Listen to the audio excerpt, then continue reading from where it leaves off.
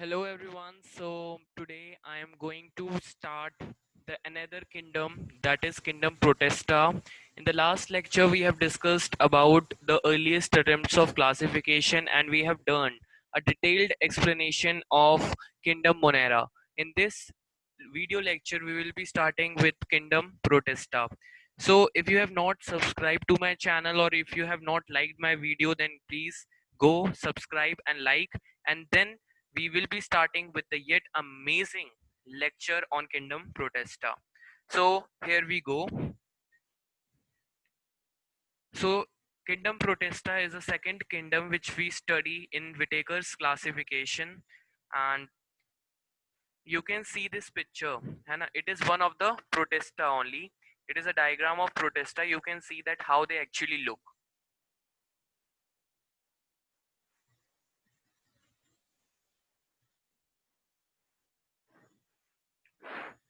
Now, these are the general characteristics of Kingdom Protesta. They are single-celled eukaryotes. Now, it is very much important that they are single-celled, means they are unicellular, and they are eukaryotes.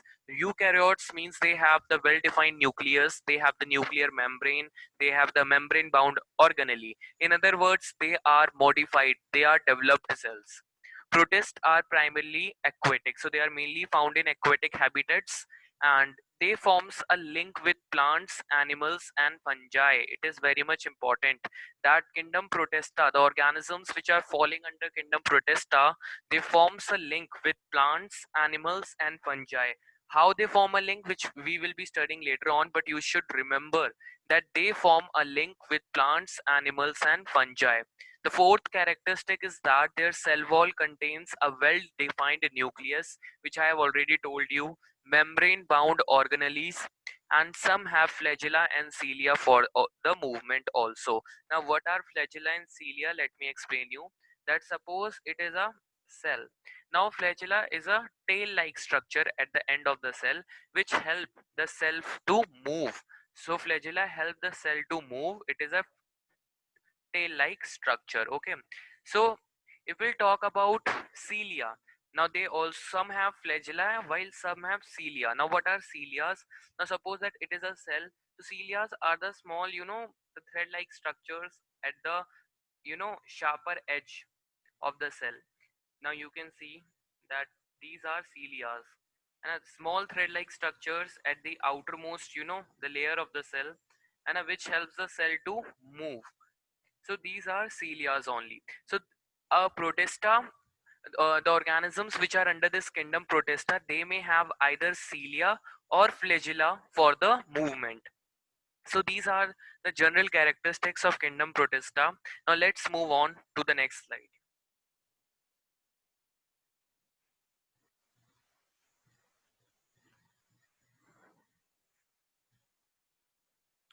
Now we classify Kingdom Protesta into five major categories. The first is chrysophytes, second is dinoflagellates, third is euglenoids, fourth is slime molds, and fifth is protozoans. Okay, so we will be studying in detail about each one of them. Now, first are chrysophytes. Now, you can see these pictures, and they look like a box. Have you seen the soap box? And they look like a soap box. Now you can see in this picture that they looks like a soap box, a closed soap box. Now chrysophytes are mainly found in fresh water and marine water. Wait, yes. So they are found in fresh water and they are found in marine water, marine environments. They are microscopic and float passively in water currents. Now, there is a lot of confusion about passive swimmers and active swimmers. So let me first clear it to you all. Now, first is passive swimmers. No. Now, what are passive swimmers? Now, passive swimmers are those organisms which, they do not have any structure to move, and they are moving, with the help of ocean currents, like जो ocean का पानी होता है वो बहता है ना, it floats. और ये organisms भी they float with the ocean currents. However, if we'll talk about active swimmers, they have the structures for locomotion. They may have cilia, they may have flagella for the movement. So they are not, dependent on water currents for the movement. But passive swimmers के बाद तो कोई structure ही नहीं होता for movement. So they are completely dependent on water currents for the movement. And passive swimmers are also known as plankton. Okay, so it is a very important term for plankton. Now, most of them are photosynthetic, means that they can prepare their own food. Now, these chrysophytes, they include two major categories. It is very much important that it includes two major categories. First is diatoms and the other is golden algae. Wait.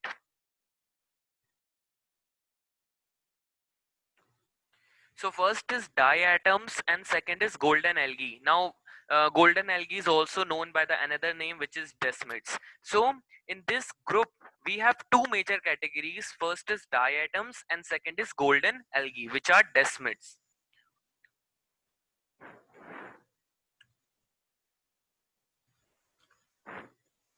Now the first we will be studying diatoms. Okay.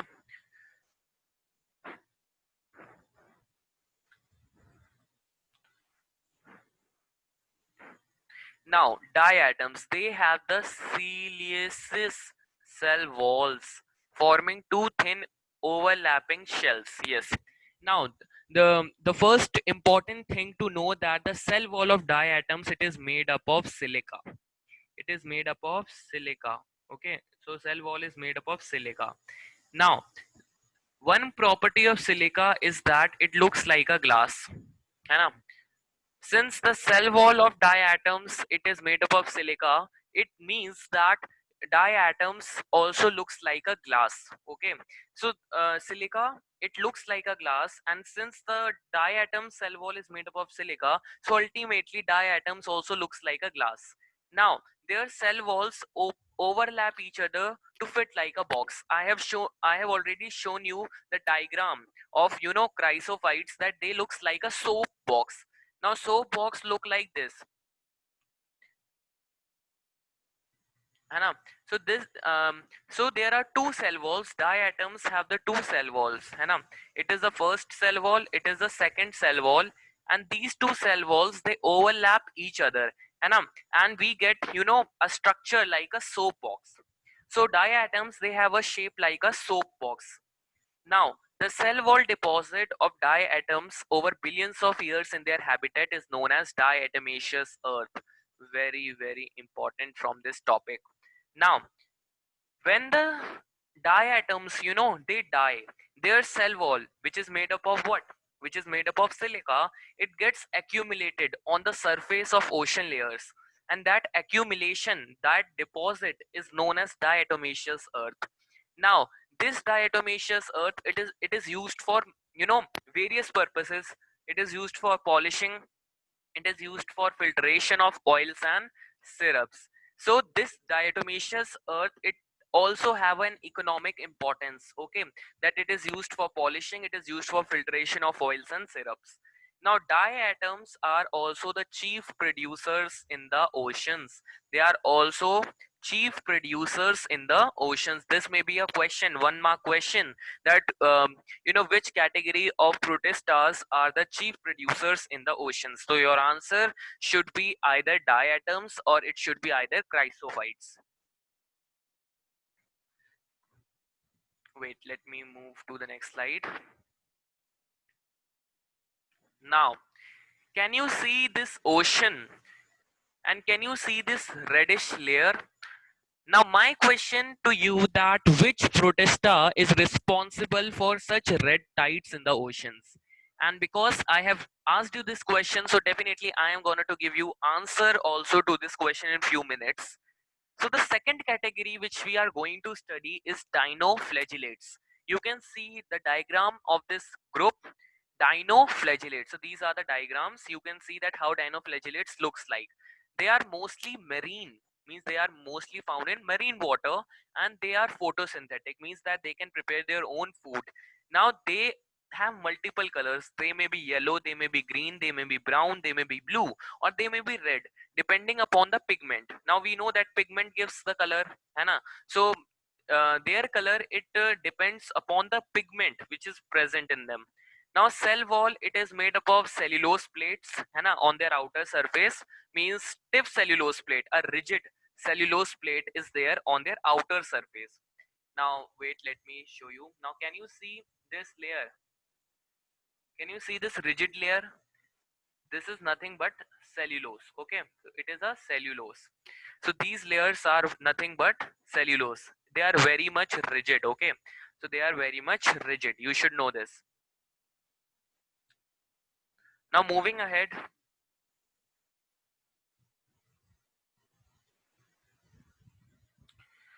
Now most of them, they have two flagellas. Okay, now they have two flagella. Suppose that this is dinoflagellate, so they have two flagella. One is longitudinal, okay, which is like this, and one is transverse. Okay, so one is longitudinal and one is transverse. So number of flagellas which they have is two. One is longitudinal and second is transverse. Okay, red dinoflagellate undergo rapid multiplication so that the sea appears red. Now, again coming back to my question which I have asked you, that which protista gives red color to the ocean tides? No. So there is a protista named Goniolax. It comes in the category of red dinoflagellate. And now it has a property that it multiplies very rapidly. Now suppose that this is one Goniolax, it will divide rapidly to form three, and they will divide rapidly to form 10, है so they multiply very rapidly, due to which the ocean, it becomes red due to their such rapid multiplication, which gives a red color to the sea. Okay, now during this multiplication they release a large amount of toxins, which kill a large number of marine animals such as fishes. So they have two properties. First, they give the red color to the tides. It is very much important for the examination. And second is that they are not good for the marine animals, because during their rapid multiplication they produce a lot of toxins which kill the marine animals such as fishes.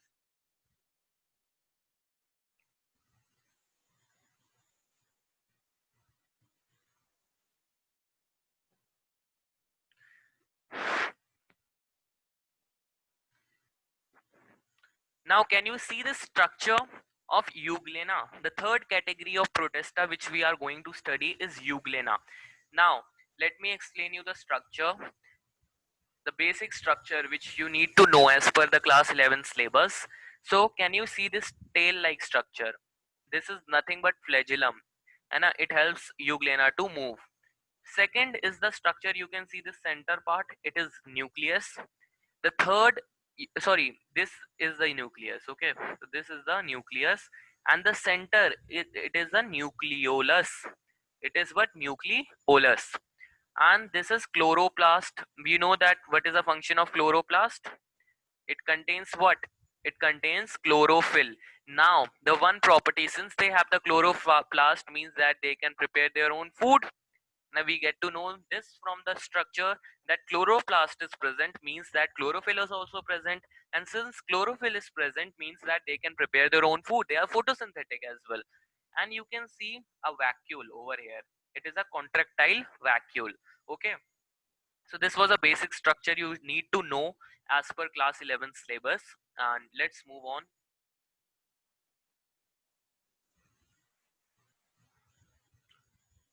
Now they are mostly found in fresh water.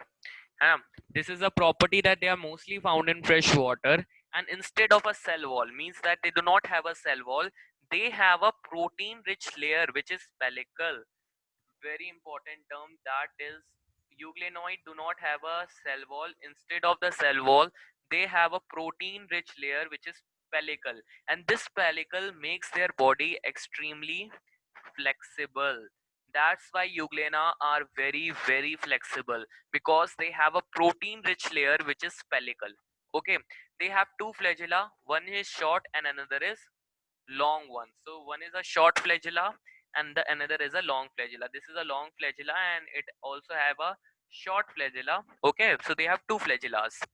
Now they are photosynthetic, which I have already told you that chloroplast is present, so definitely they are gonna to be photosynthetic. But there is a twist in this story that they are photosynthetic only in the presence of sunlight. Means when the sunlight is present, they will be making their own food. But what when the sunlight is not available? Now when the sunlight is not available, they behave as heterotrophs. In that case they are not able to make their own food, so in that case they obtain their food from other organisms, so they behave as a heterotroph in that case when the sunlight is not present. So this is a twist in the story. Now, the pigments of the euglenoids are identical to those of higher plants. As I've already told you, what is a pigment present in euglenoid? That is chlorophyll, है ना? And we know that the higher plants also they also have the chlorophyll. So, है ना? So the pigments of the euglenoids they are very much identical to those of higher plants. Now, example of euglenoid is euglena only. Okay, so this was a basic structure of euglenoid. So till now we have studied three categories of kingdom protista. The first is chrysophytes, second is dinoflagellate, and third is euglenoid. So I hope that till here it is clear so that we can move forward.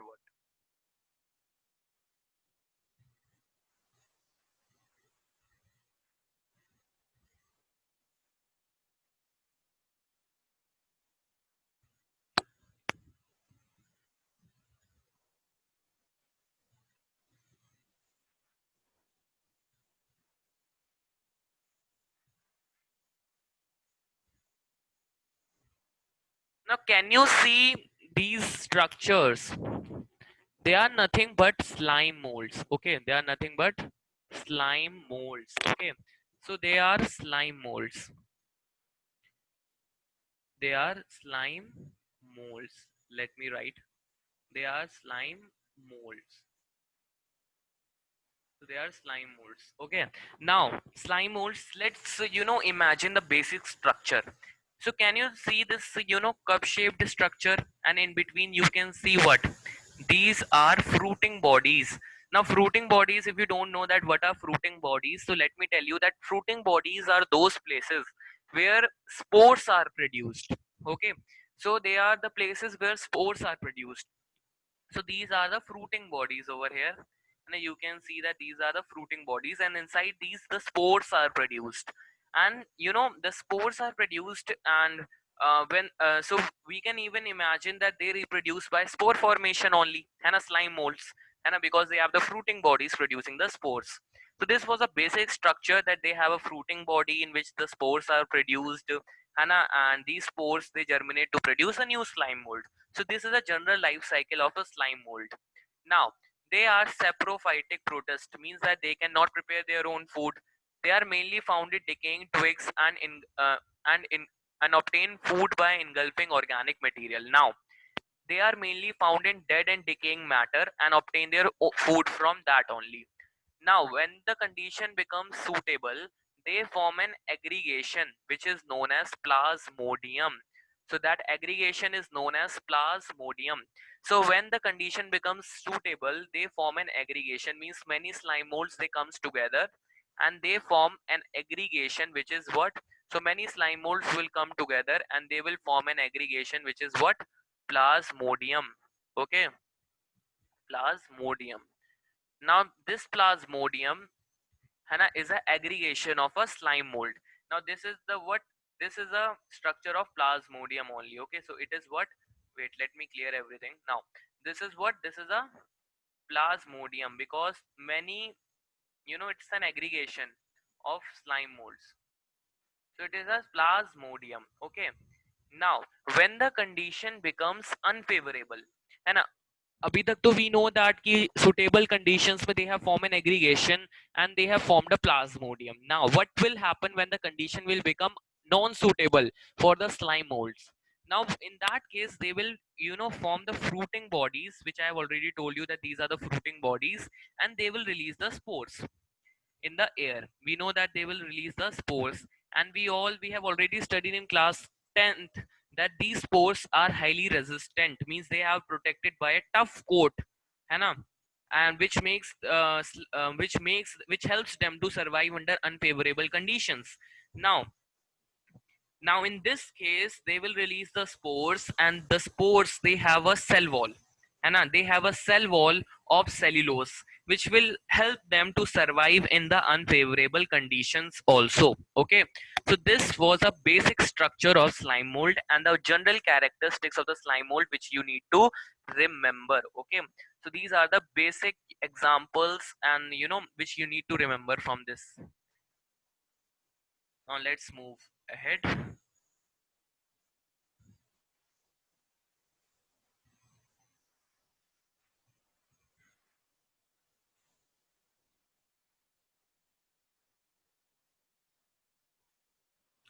Now you can see clearly that slime molds, they are saprophytic protist. They obtain their food by dead and decaying matter. Under suitable conditions, they form an aggregation which is plasmodium, which may grow and spread over several field. When a condition becomes unfavorable, which I have already told you that when the condition will become non-suitable for the slime mold, they will form, fruiting bodies, and will release the spores. And these spores, they have a true cell wall, and they are extremely resistant and can survive in the most harsh conditions as well, and these spores are carried by the air currents. So these are the general characteristics of the slime molds. And the fifth and the last category of the kingdom Protista is protozoans. Now, can you see this diagram behind it? Now, these are the general structure of a protozoan. Now, they are heterotrophs, means that protozoans, they cannot prepare their own food.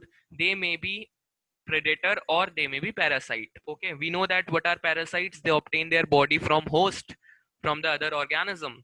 Okay, now protozoans are believed to be the primitive relatives of animals. It is believed that they are somewhat related to animals. They are the relatives of animals, it is believed. Okay, now there are four groups of protozoas.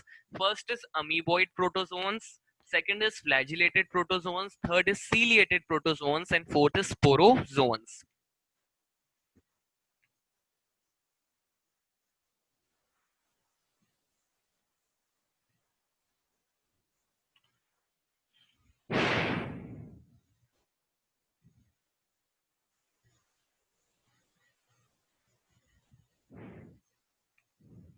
Now can you see these beautiful pictures over here?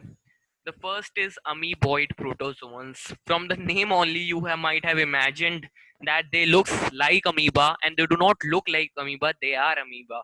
Okay, so they have a structure in amoeboid protozoans. The example is of amoeba only. Okay, so they have we know that amoeba, it have a pseudopodia, and these are what they are, pseudopodia. And this, the function of pseudopodia is what? And the function of pseudopodia is to capture the food.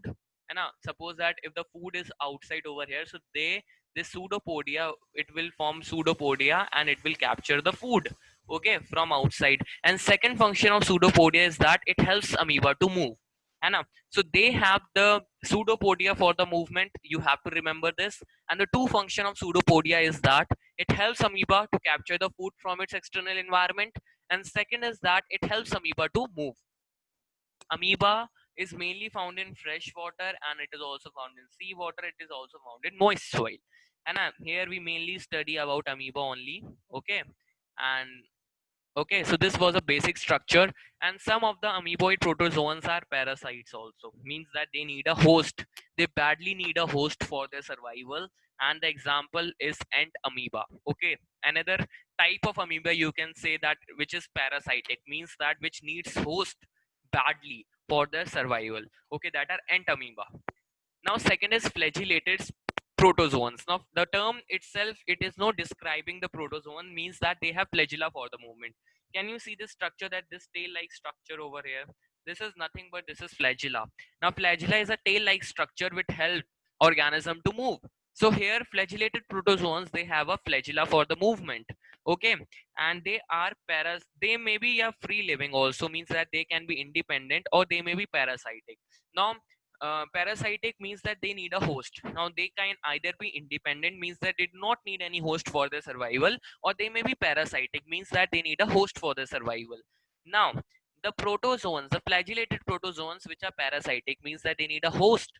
They causes various diseases like sleeping sickness. Okay, so it is a disease, sleeping sickness. And the protozoan which cause sleeping sickness is trypanosoma. A very important question, one marker as well as for the NEET, that which protozoan it causes sleeping sickness. So your answer should be trypanosoma. Okay. The third is ciliated protozoans. Again, the term is describing the protozoan, means that they have cilia. You can see these structures at the outer end. Okay, so these small structures, they are nothing but cilia. They help protozoan to move, okay, actively, है ना, in the oceans. Okay, so these cilia, it helps protozoan to move, है ना. And they also have a cavity named gullet. You need to remember only the name of the cavity. And due to the movement of cilia, water with food enters into a gullet. Means that one function of cilia also, that it helps protozoan to capture their food. Okay, and second function is that it helps it to move. Now the major example of ciliated protozoan is paramecium. Okay, we all know paramecium. And for the sporozoans, again the term is describing it. Sporozoans means that they have somewhat relation to spores, है ना? They are somewhat related to spores. They have an infectious spore like stage in their life cycle. Now in their life cycle, they have one stage when they become infectious, means that they become capable of causing infection. Now in that stage, what they do, they produces lot of spores in the body, and due to which, which causes infection. So they have an infectious spore like stage in the life cycle. For example, we all know about plasmodium. Plasmodium is a malarian parasite. It causes malaria, है ना? So this is very much important, that it is an example of sporozoan. It have an infectious spore like stage in their life cycle. And the major example, that is plasmodium. Okay, so here I think Kingdom Protesta is completed. Let me check. Yeah. Can you see this diagram of amoeba? A very, clear diagram over here. Can you see that it is a vacuole, and where water and minerals, they get stored over here. Cytoplasm, we know what are food vacuoles. Here the food, it gets stored over here. It is a cell membrane, and it is a nucleus. Second is a diagram for trypanosoma. We know that it is a flagellated protozoan, so it have a tail-like structure. This is flagella for the movement. And third diagram, we know that is paramecium. You can see these structures, small structures for the movement, and these are nothing but cilia. They have a one cavity. Now they have a cavity. What is cavity? A small space. So they have a cavity, and when the cilia moves and the food comes near to amoeba. Let me draw. Wait. Now suppose that it is moving and a food comes. Now these cilia will pushes it in the cavity, and it will go and store over here. Okay, this food, and that cavity is known as gullet. So this is what paramecium, basic structure of paramecium and how it functions. Okay, so this was a basic structure of paramecium. Now the next, I think we, yeah, can you see this diagram of plasmodium? So you need not have to remember, the basic, you need not have to remember the various parts. It is just a basic diagram of plasmodium for your reference. Okay, so we have done protozoans completely. So let me, revise again. A quick revision let us have. So we have started with Kingdom Protesta in this lecture. We have studied that the basic characteristics of Kingdom Protesta, that they are unicellular, they are eukaryotes, they have a well-defined nucleus, membrane-bound organelles, they have the flagella or cilia for the movement. They are mainly aquatic. They forms a link with plants, animals, and fungi. Yeah, this I have left, that how they reproduce. Okay, wait. They reproduce sexually and asexually by a process involves cell fusion or zygote formation. This is very much important. Now suppose that what is cell fusion and what is zygote. Suppose that there are two cells, okay, they will fuse together, they will merge together, and we'll get another cell. Okay, this is what, this is a cell fusion. So this is a asexual mode of protozoan reproduction. This is a asexual mode. So this is asexual mode. Second is a zygote formation, means that there will be two gametes, and they will fuse together to form a zygote. So this will be a sexual reproduction where we have gametes. So this will be a sexual reproduction in protesta. So this is a basic, understanding you didn't have in your syllabus, the explanation of reproduction, but this is a general way that how the protesta they reproduce. So after this, we have done about the four categories of kingdom protesta: chrysophytes, dinoflagellate, euglenoids, slime molds, and protozoans. In chrysophytes, we have two categories: diatoms and golden algae. In dinoflagellates, we have, I have told you about red dinoflagellate Coniolex, which causes red tides in the sea. Third is euglenoid. We know that euglenoids, they have a flagella for the movement. They do not have a cell wall, but they have a pellicle, and which make their body extremely flexible. We have done slime molds, and at last we have done protozoans. We have four categories of protozoans: amoeboid protozoans, ciliated protozoans, flagellated protozoans, and sporozoans. So this is all about your kingdom protesta. I hope that you liked my video. If you liked it, don't forget to subscribe my channel and share your response through the comments. If you have any query, go and write it down in the comments. I will try to reply it as soon as possible. So this is a new channel, so again I will like to request you that please support this channel. If you need the more animated and more, visual representation of the topics, which I will make sure that I give you the best possible visualization as possible. Okay, so just give me the support and I will gonna to support you to my best. Okay, so with this I would like to say thank you for watching my video. Have a wonderful day.